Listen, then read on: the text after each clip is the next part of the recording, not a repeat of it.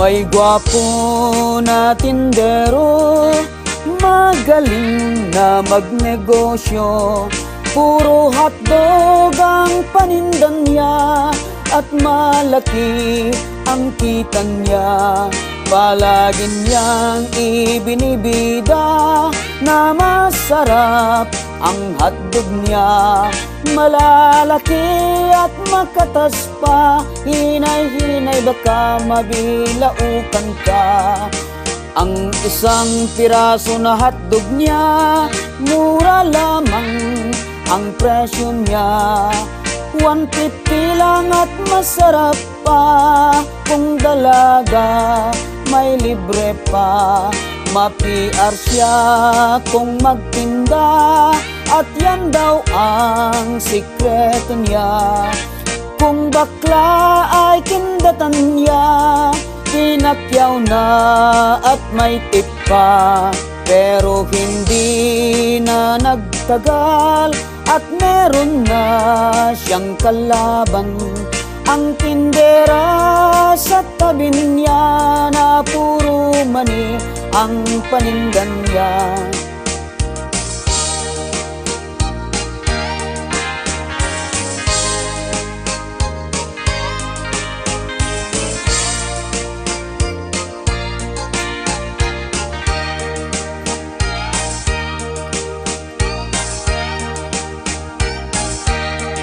Isang araw naisip niyang kausapin ang tindera. Ngumiti siya at sinabi niya, ang mani mo masarap yata.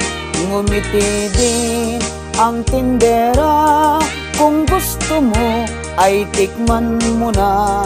Ang mani kong sobrang sarap, mabango na at mura pa.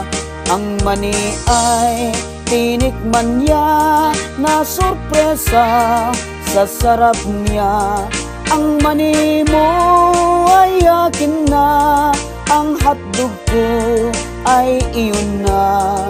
Ano ba ang sikreto mo sa mani na paninda mo?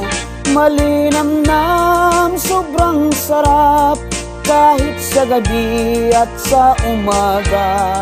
Kuyang gwapo, pwede rin ba natikman ko ang hotdog mo? Kahit sunog at mapait pa, gusto naman ng matatanda.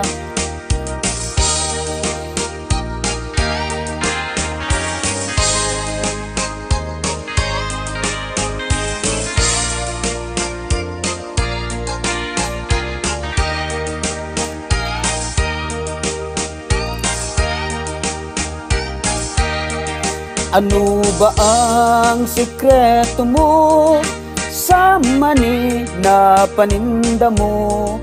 Malinamnam, sobrang sarap, kahit sa gabi at sa umaga. O tindera, pwede na ba na tayo ay mag-trade-in na? Ang hotdog ko ay iyon na, ang mani mo ay akin na. Naku kuya, hindi pwede na i-trade in ang aking mani. Tikman mo lang kung gusto mo, at tikman ko rin ang hotdog mo. Ang tindero at tindera, di nagtagal ay nag-trade in na. Ang hotdog na 150, ipinalit na sa mani. Ang hotdog na 150, ipinalit na sa mani.